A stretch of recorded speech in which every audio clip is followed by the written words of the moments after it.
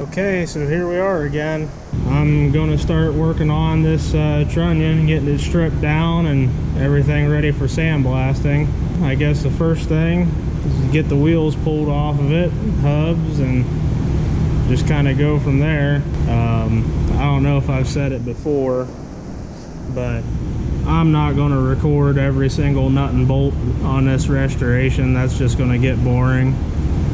But I will, however, do my best to record stuff that I think would be interesting or informative, you know, in case anybody's looking for some advice or pointers on working on these old trucks. Let's get after it. And of course, right off the bat, I grabbed the wrong size socket.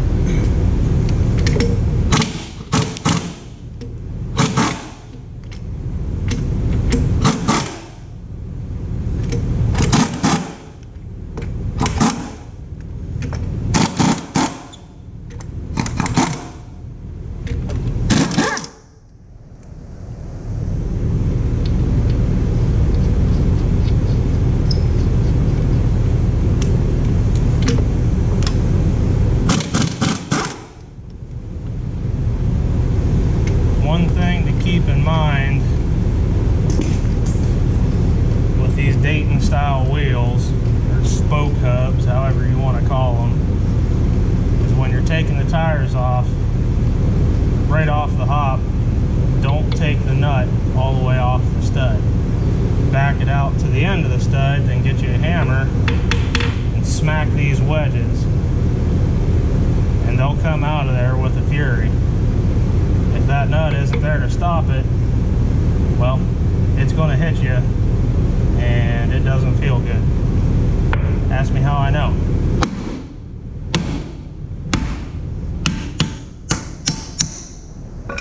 Okay. Now that all of those are popped loose, we can take our nuts off.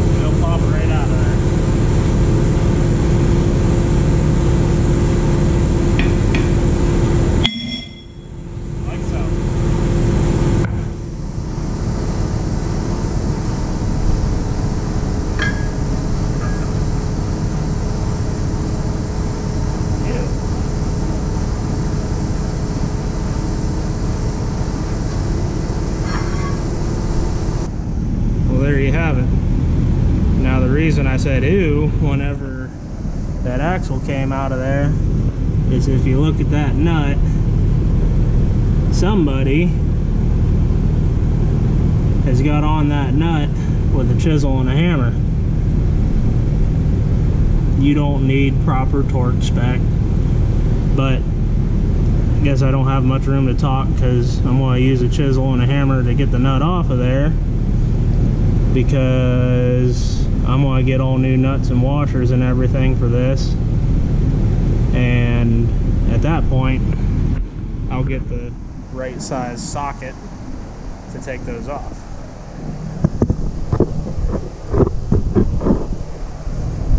Hopefully this comes loose. Oh yeah.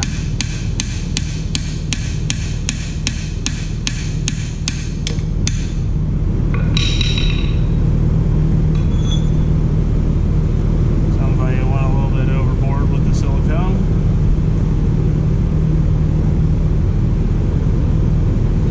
And those edges are sharp.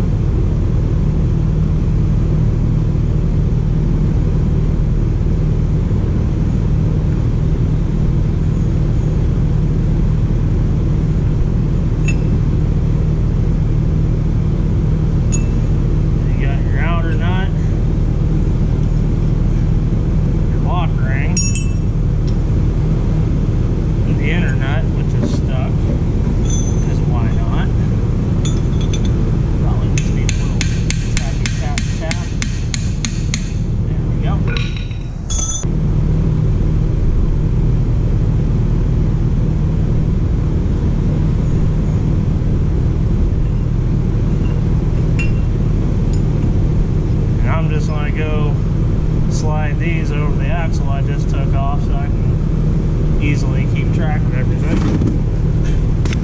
And now comes the back braking part, because that hub and that drum are bolted together, and the only way you can unbolt them is from the inside of the drum, so both of those got to come off as one piece.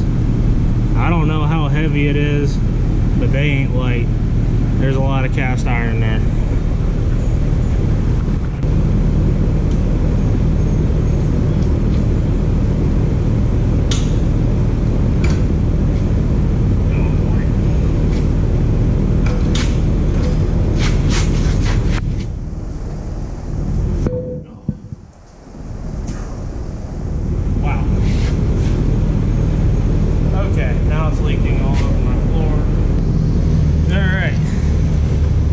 Hubs off.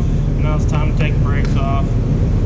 These are fairly easy to get them off. All you really need is a hefty screwdriver or a pry bar, and all you got to do is get up under the hook of the spring, pry up, get under this side, and pop it out.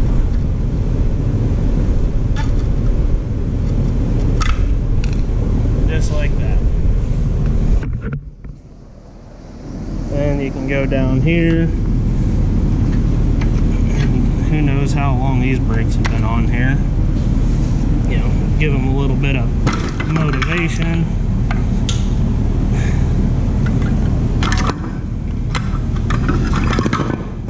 And there you go. See how wore this S-cam is.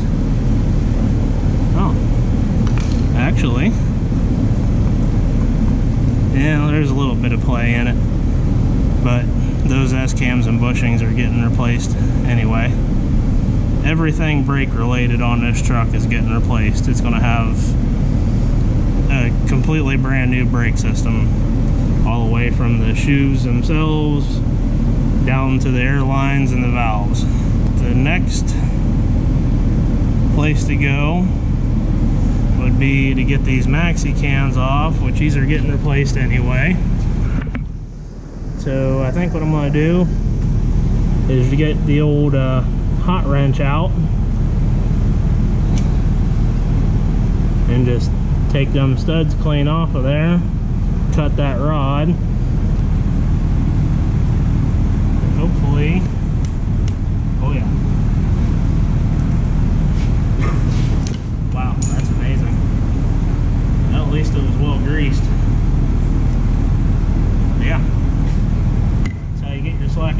gas cam out of there.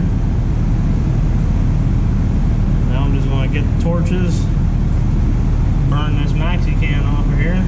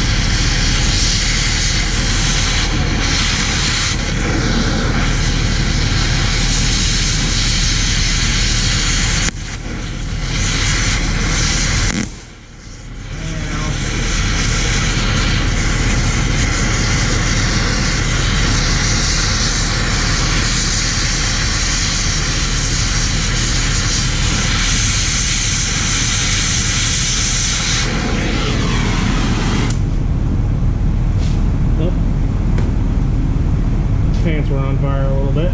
That's okay.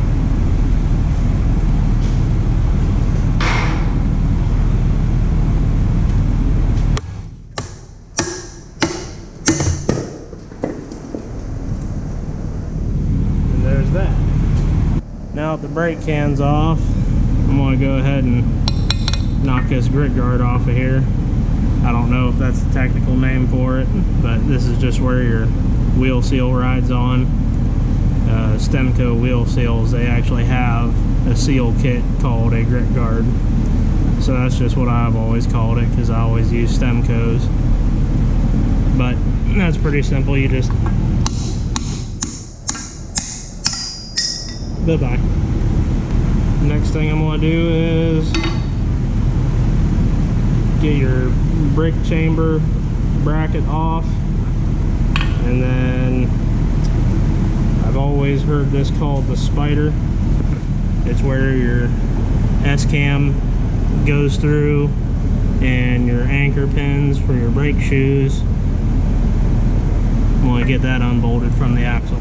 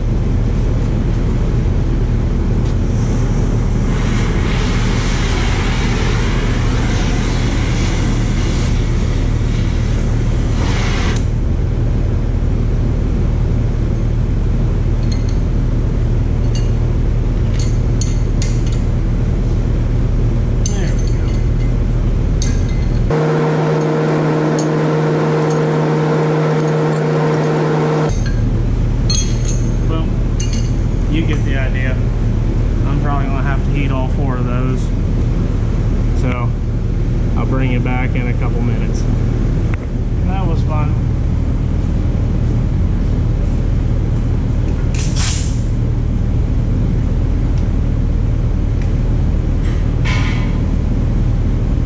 Now to get this spider off of here. Let's go for the most difficult bolt first.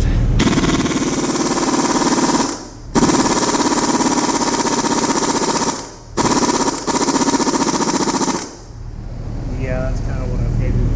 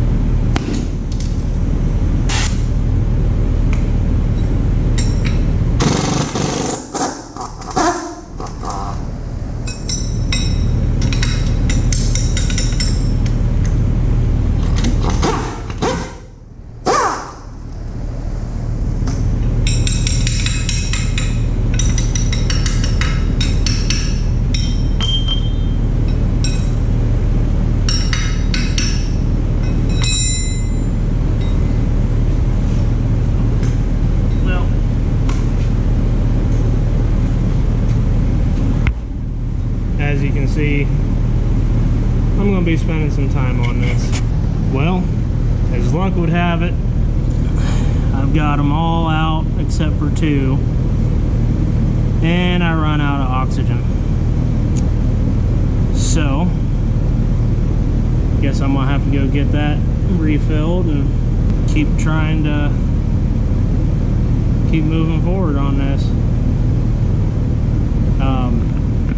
As far as this project goes, and this truck and everything, I don't exactly know how I'm going to do this, if I'm going to just take video whenever I'm working on it, as long as it's not boring and redundant, and then kind of compile all that into one video and put it up at the end of the week, or you know, just do shorter ones, you know, not every day, maybe not even every other day, because when I can work on this truck is kind of hit and miss. So If you would, let me know in the comments what you'd like to see. If you'd rather see a longer video at the end of the week or shorter videos during the week. At the bare minimum, at least for this truck, I'd like to be posting one video per week. But that's still up in the air because, you know, there's plenty of things to do on the farm yet. And yeah, I don't know how easy it's going to be to try to keep to any kind of schedule on this truck. So just have to bear with me on that. But I think I'm gonna call it a day. I'm tired, out of oxygen, and I've got a fair bit done tonight. So thanks for watching, guys, and we'll see you next time.